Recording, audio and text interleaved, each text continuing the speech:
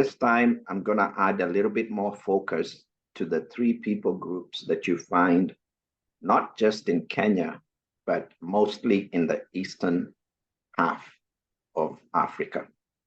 So like from Egypt at the top, all the way down to South Africa. If you just split Africa in half, you'll find these people groups, these three people groups on that side of Africa, and you'll also find them on the western side.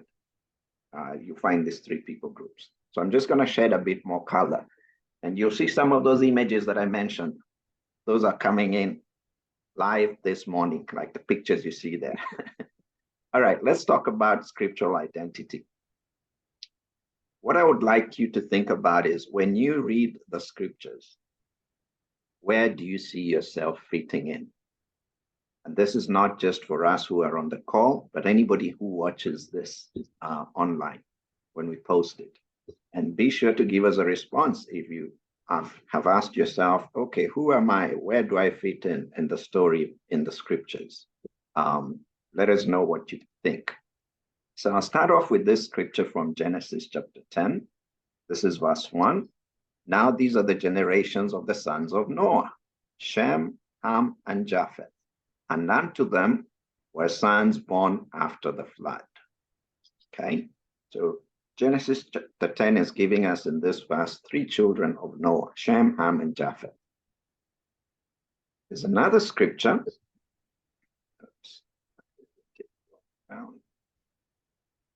This scripture is also from Genesis chapter 9, verse 27. God shall enlarge Japheth, and he, that is Japheth, shall dwell in the tents of Shem. So those two will be living in the same location, and Canaan shall be his servant. Okay, now I put another scripture here. Well, you can call it scripture or not, but it's from the book of Nathan, the prophet. This is a book that many of you may not have heard about, but it's one of the books that is out there, not in our canon of what we call the Bible, but it's from Nathan the prophet who was advising David, who actually rebuked David when David went around and, slept around with Uzziah or Uriah's wife. Anyway, it says, and I met and visited, and this is just an excerpt that I've grabbed over here. It says, and I went and I met many colorful multitudes of men and women, among whom were Haburi. I did not underline that, but it could be that it was referring to Habiru, which is also translated as Hebrews. Turkana is in Kenya, and we have people called Turkana. Boran, Kikamba, that's me. Meru, Suba, Masia, Saburu, Sayan, Ake, Iata, Maji, Ilikita, Masaya, which I think is Masai, where I prophesied over a warrior, blah, blah, blah. So the reason I underlined those tribes that I have underlined there is because those are tribes that you can find in that eastern half of Africa today, and especially the ones I underlined, you can find them in Kenya. If you watch this, if somebody watches this online and you can identify any of this or other tribes listed, please let us know in the comments section. Please get in touch. Now, what I'd like to do today is really help us differentiate when we say the word Hebrew or Bantu or Jew or Cushite or Nilotic. Who are we talking about? But especially the first three. I say this because as part of this awakening, I have met people who use different terms, and they could mean different things. For example, we have a big population of our brothers and sisters in North America who are coming into the awakening, and they identify themselves as Hebrew Israelites. Okay. What does that mean? What is a Hebrew? What is an Israelite? You know, maybe we'll shed some color and understand, is there a difference between a Hebrew and an Israelite? And is using the word Hebrew Israelite really the best way to describe ourselves? Or should we pick another description that more accurately describes ourselves? Then there's the Bantu. Some people have had that word Bantu and they really don't know who are these people who are calling themselves the Bantu. And then the third one, which is the one that really throws us off, is the word Jew. Are you talking about somebody who's converted to Judaism? Are you talking about a person who's a descendant of Judah? What is the real accurate description according to our scriptures? The Cushites and the Nilots, those are a people group, and we'll identify, just like those scriptures showed us, where their lineage comes from and who they are. We'll identify some of the tribes that you may have come across. All right, let's go right into it. The word Hebrew, the first time it's used is in Genesis 14:13, and it's describing Abraham, the Hebrew. But when we look at it, I'm going to go from left to right here. The first meaning of it means Hebrew, one from beyond. If you drill down into the root word of it, it tells you that name was Eba, but then they changed it to Heber. Okay, this is where the word Hebrew is coming from. It was actually Eba, Heber. And if you drill even further, you'll see that when you drill into the second root word here, you find that it's talking again about the region beyond or across, but the name is now written as Aber. Notice in the first case, it was Ibri, even if it was pronounced as Hebrew or modernized as Hebrew with an H, it was actually IBRI, and variations of that like IBREE.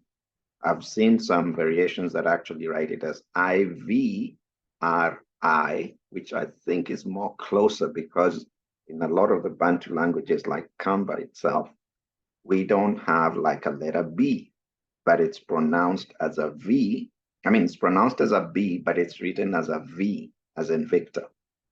Anyway, so we're going from Ibri to Eber to Aber, okay? And then the primitive root word is Abar, and this means to pass over. So you get the concept of going beyond or passing over something, a region beyond, one from beyond.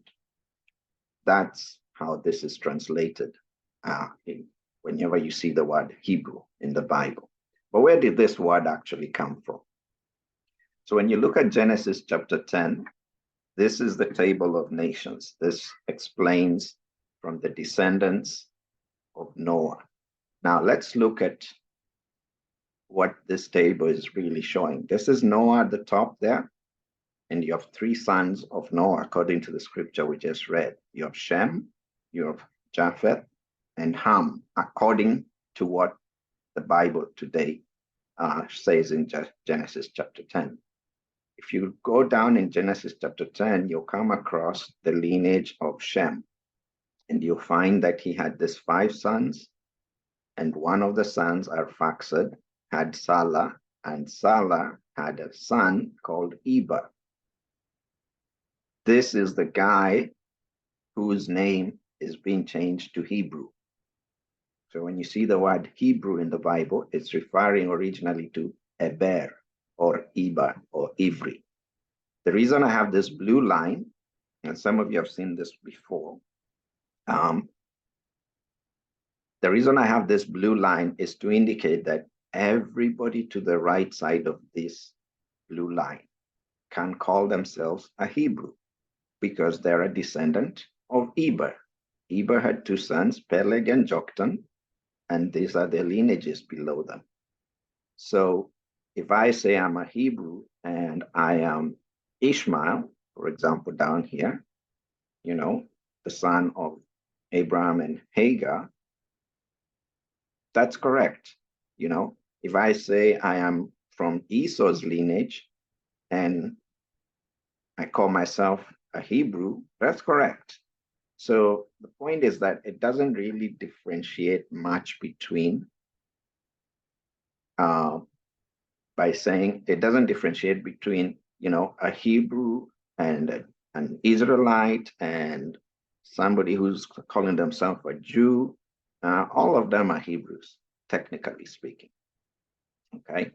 Now let's go to the second one, which is going to be here, the green one, which is what we call the Bantus. There's a scripture here that says, and Tatanzambi said, your name shall be called no more Jacob or Yakub, but Isolele or Israel.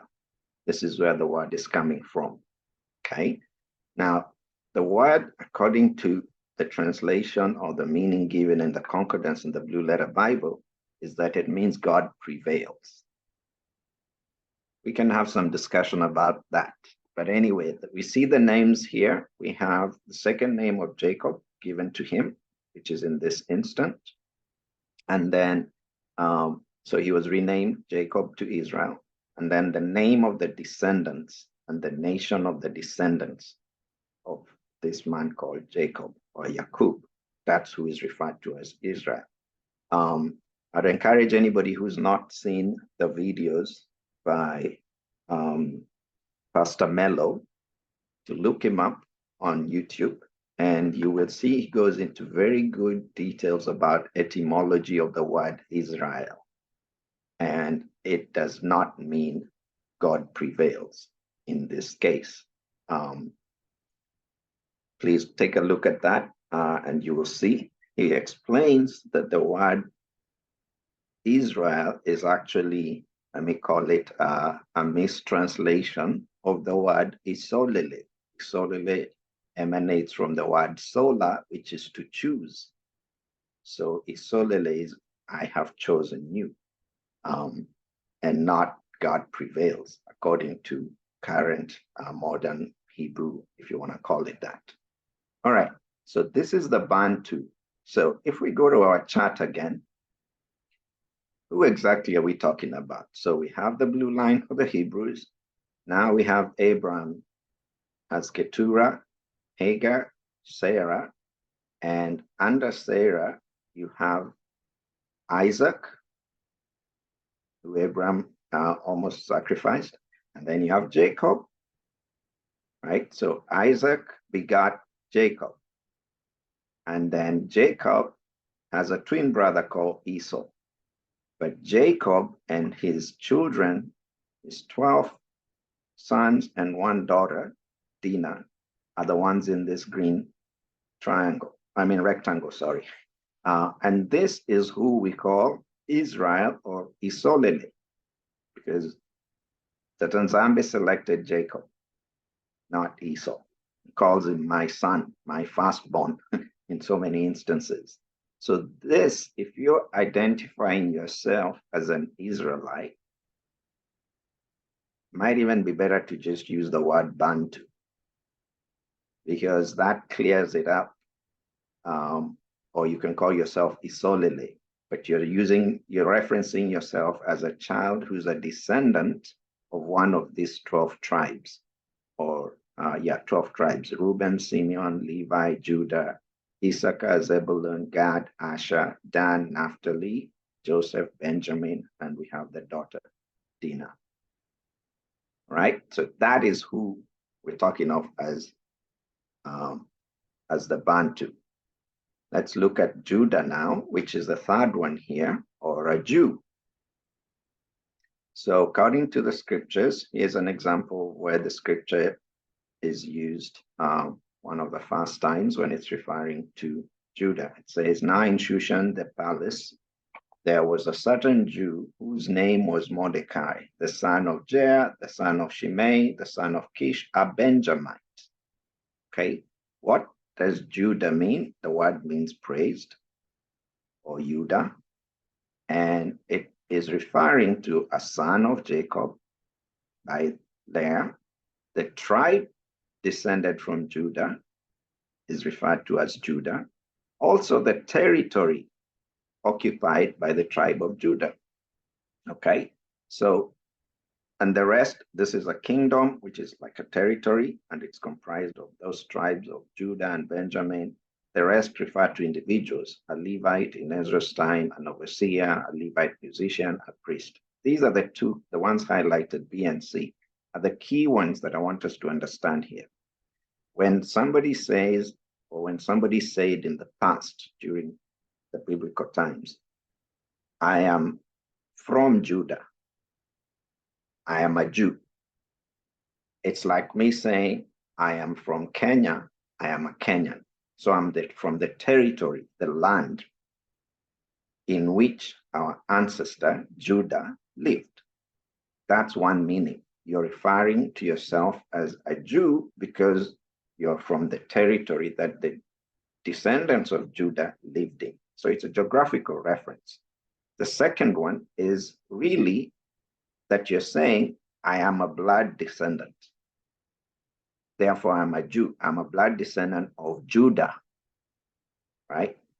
So I'd like to clarify here, it's important for us to understand that if somebody says they are a Jew or they're from the people who call themselves the Jewish people, they can only be referring to descent or from the original territory that was occupied by the descendants of Judah. We are not referring about conversion. That is not what the scriptures explains a Jew to be.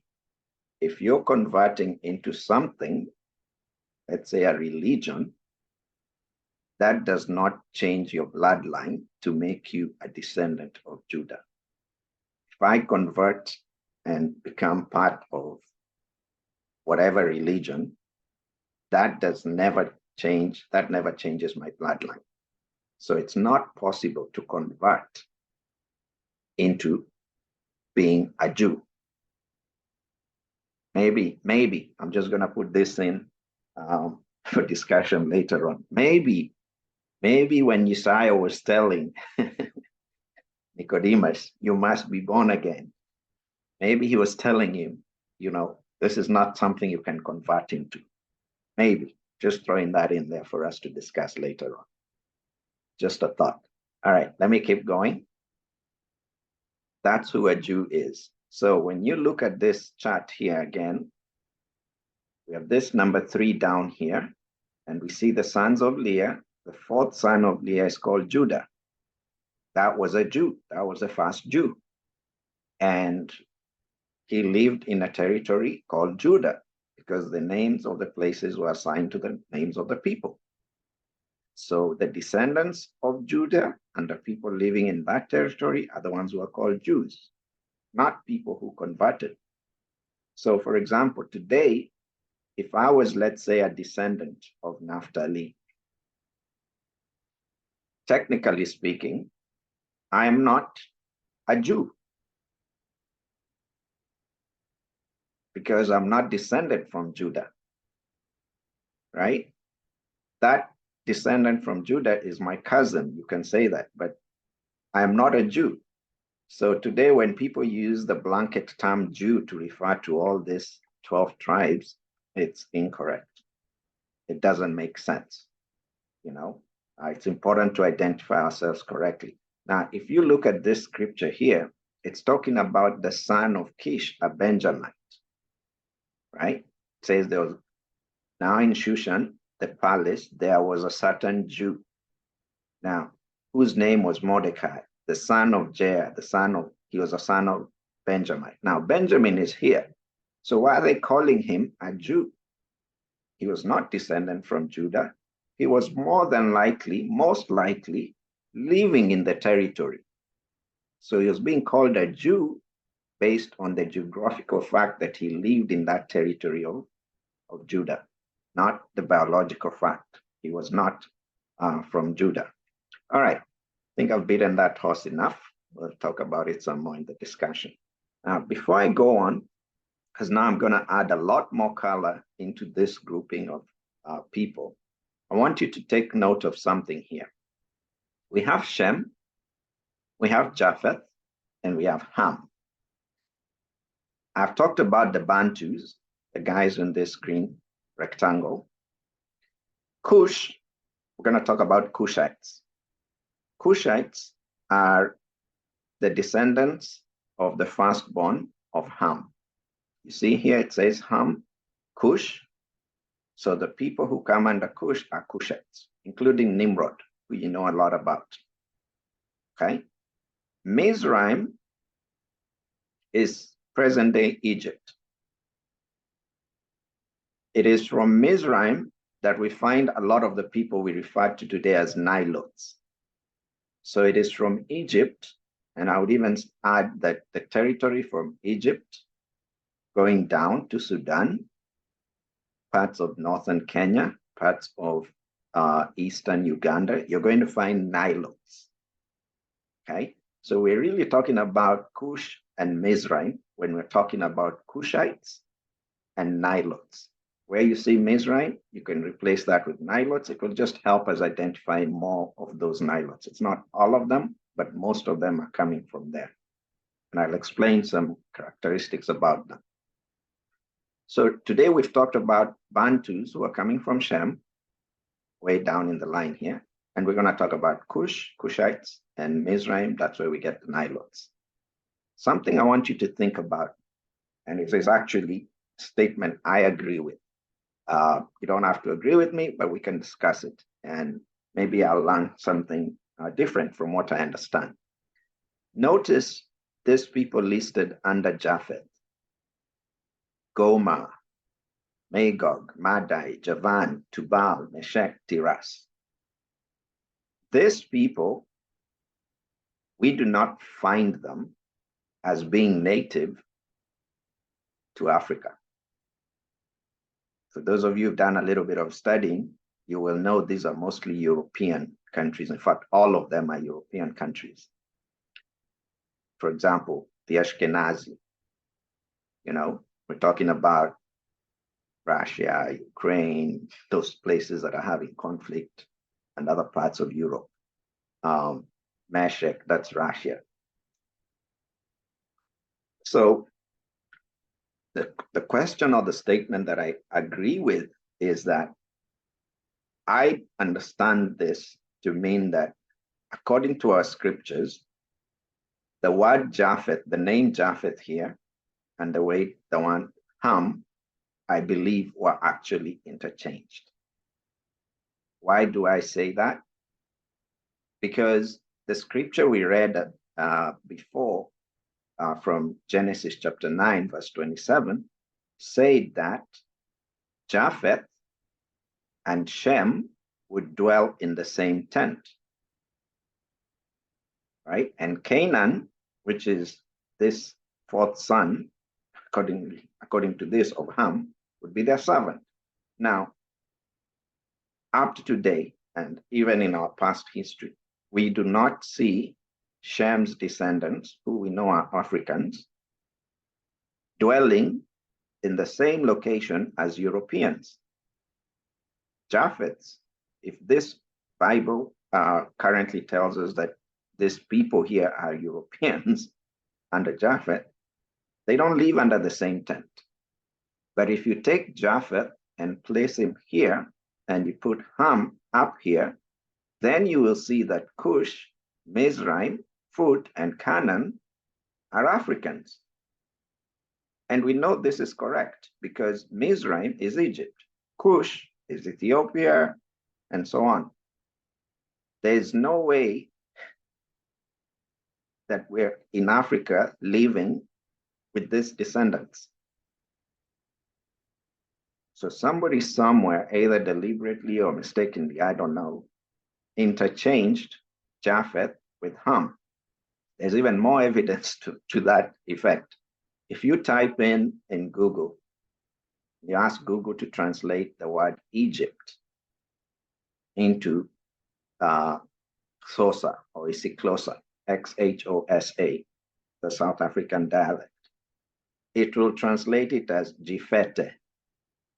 So why is Egypt, which is Mizraim, translated to Jifete or Japhet in isiXhosa? Something is going on there. All right, let me not dwell too much on that. I have a lot to cover. Now, I want to shed some more light onto those three groups. The Nilotic, which we refer to as the groups emanating from what we might call Egypt or Mizraim, the Bantu, 12 tribes of Isolele, the Cushitic groups. And I'll give a lot of credit to the material I'm using here to the National Museums of Kenya. In fact, I'll mention some people. I am using a lot of their work in the following slides after this. So this is credit to the National Museums of Kenya. I'll mention those names in yellow, Philemon, Nyamanga, and in case any of these people get to watch us or somebody who knows them, please let them know we're giving them credit for their good work. We did not reinvent the wheel. This is credit to all of them. Philemon, Nyamanga, Gibson, Maina, Barnabas Ngei, Brian, Maina Kamau, and Quinter and Duto. Thank you very much for all this information that we're using. All right, there are three language families. The history of the diverse people of Kenya goes beyond the memories of the people who are living today. That history begins when these communities concerned emerged and perceived themselves to be distinct ethnic groups. Each of these groups belonged to one of the three different language families. So now here we have three broad families, okay?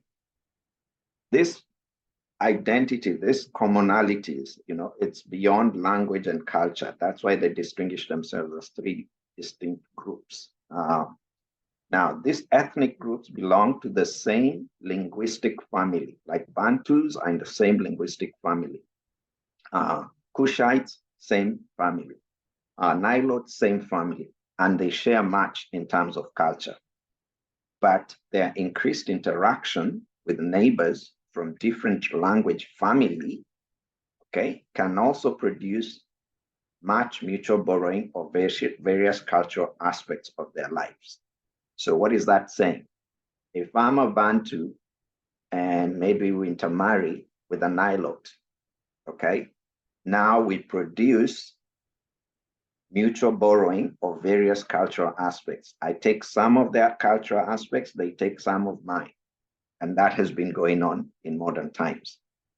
But when you go to these places, you'll see it's going on, but it's not completely eroded either one of those family groups.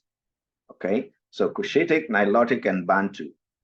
Kenyan languages have been classified into three groups. This is stuff we were taught in elementary school. I'm sharing this with the rest of, especially the diaspora, because I am sure you were never taught this in your schools, okay? We were taught this in elementary school, high school, and so on and so forth. Kenyan languages are classified into three groups: Cushitic, Cushites, Nilotic, Mizraim, you can say, and Bantus. The Cushitic is part of the Afro-Asiatic family. That's according to some classification by a historian that we'll see later on.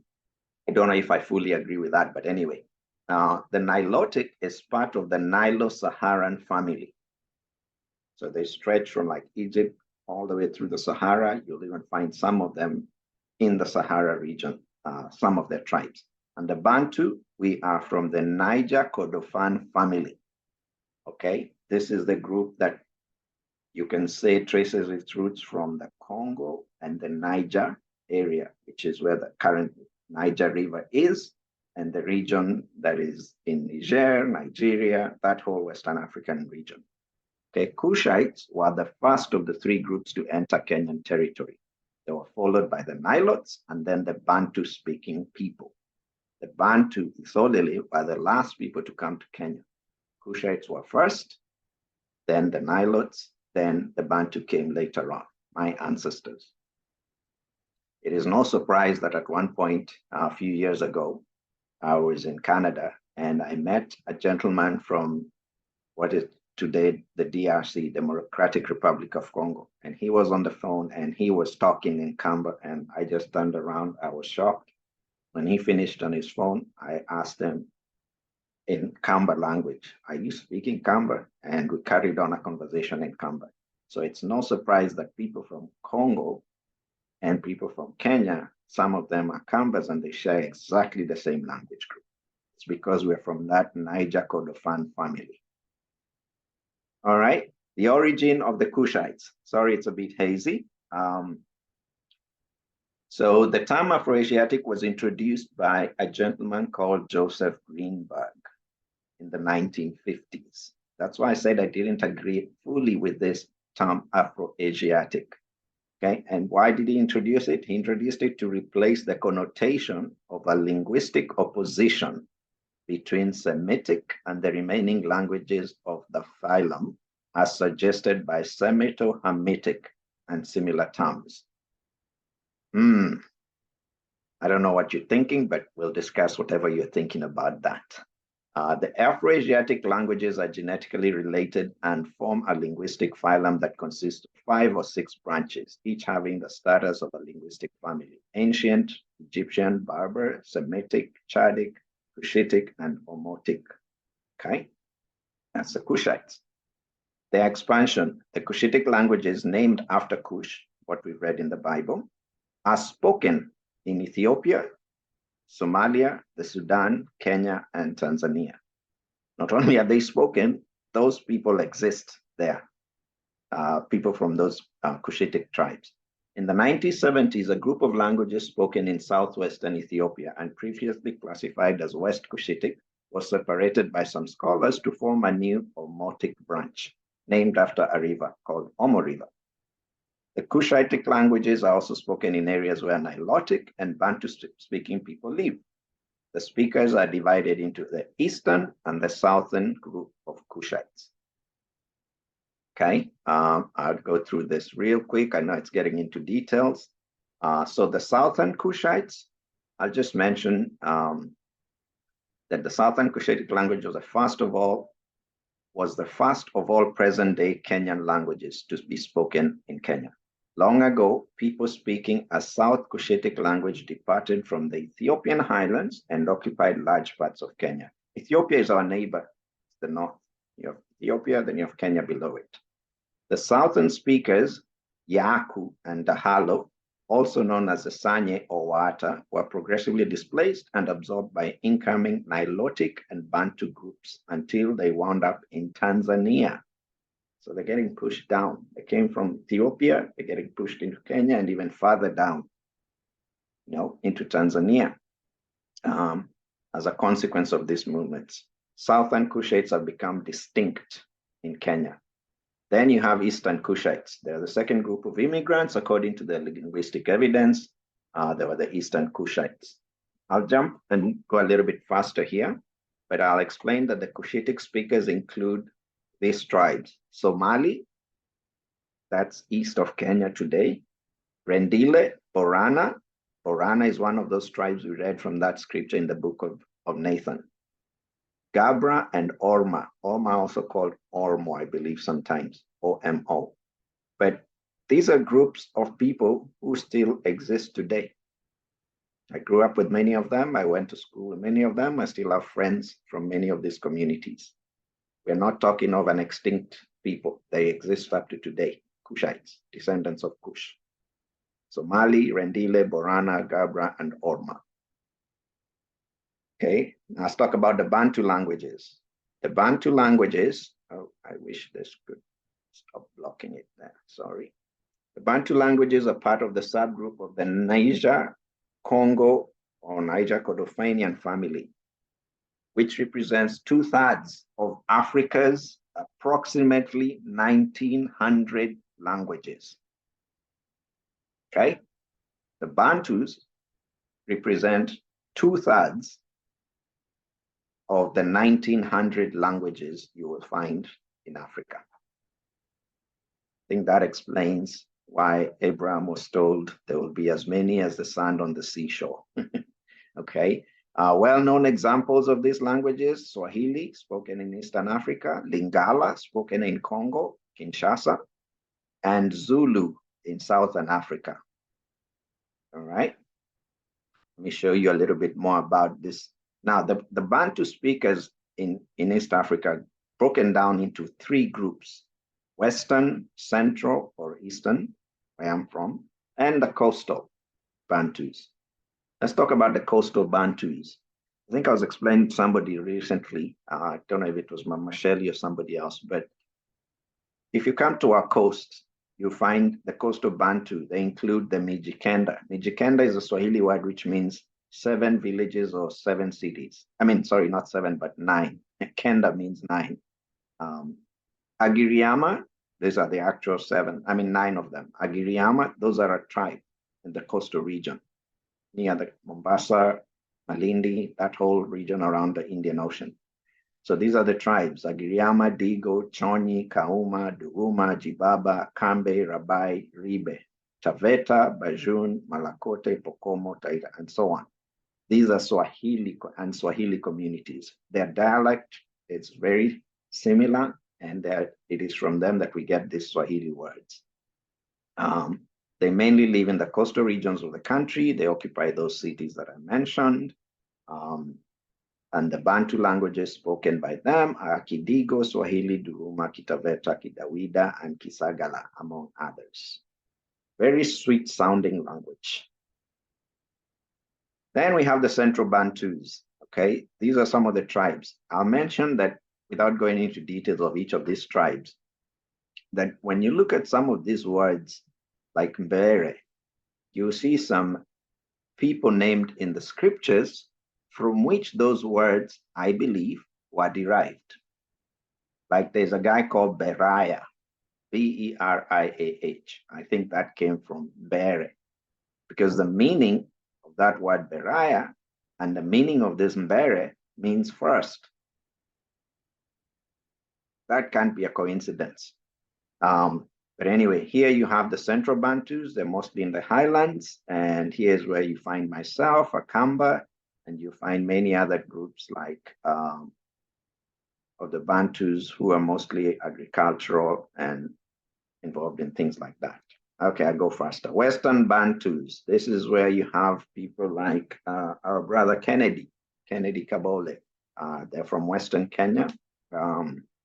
And they include Luya, which is his tribe, Suba, Kuria, and Kisii. All right, let me jump into the Nilots real quick because I don't want to stick too much time on this. Now, the Nilots, I say, they originate, you can say, from Egypt and also the Sudan. There are people group who are called Nilotic.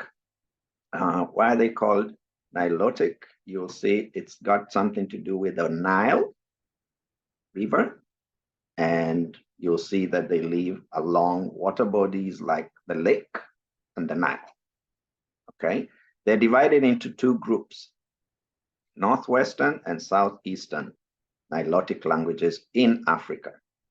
So Northwestern and Southeastern. All Nilotic languages are tonal and have complex vowel systems with the long and short vowels. The Nilotic speaking people in Kenya include the river and lake Nilots, okay? The plain Nilots and the highland Nilots. You have river and lake Nilots, you can group them together. Then you have the plain Nilots and the highland Nilots. So who are these kind of guys? Let me give you examples. The river lake Nilots. In Kenya, we have a group called the Luo, okay? They're one of the largest groups and they speak the Luo. Some of you may know former US president by the name of Barack Obama. His dad was from the Luo tribe, or is from the Luo tribe, and they're a river lake Nilot. Most of them, their native homelands are around Lake Victoria. And when they trace their roots, they find that they're either from Uganda, Sudan, and going up towards Egypt. Then you have the highland Nilots. They're called highland Nilots because they inhabit the highland regions of the Rift Valley region in Africa. They include some of this listed here. I want to point out one community called the Kalenjin communities. So the Kalenjin communities are a group of Nandi, Terik, Kipsigis, Keyo, Elgeyo, and Tugen.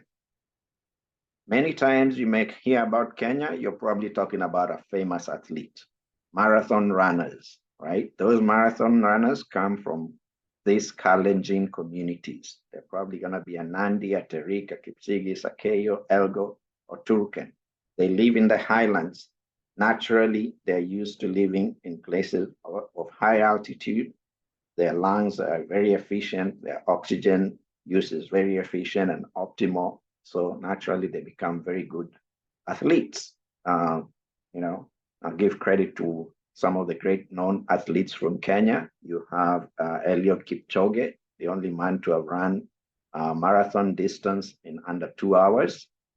And then recently we have another lady who's been breaking world records. I think she broke 3 world records. And also she became the world champion just in the events going on in Budapest. She's called Faith Kipyegon. They are from the Kalenjin community. Those are Nilots.